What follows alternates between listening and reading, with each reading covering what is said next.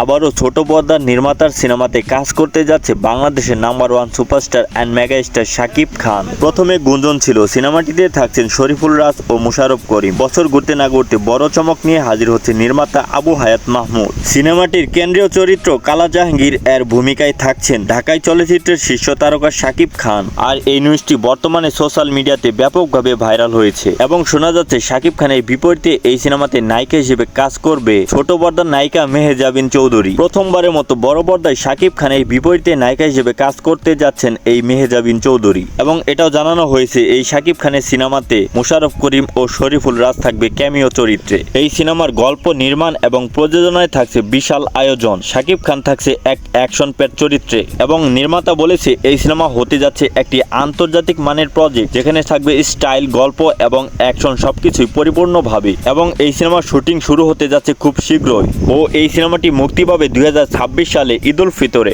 নির্মাতা এই সিনেমার শুটিং লোকেশন দেখছে দেশের বাইরে। এই সিনেমার শুটিং 80% দেশের বাইরে হবে বলে জানিয়েছে পরিচালক। তো বন্ধুরা, শাকিব খানের বিপরীতে যদি মেহজাবিন চৌধুরী এই সিনেমাতে নায়িকা হিসেবে কাজ করে দেখতে তোমাদের কেমন লাগবে তা কমেন্টে জানিয়ে দাও তোমাদের মতামত।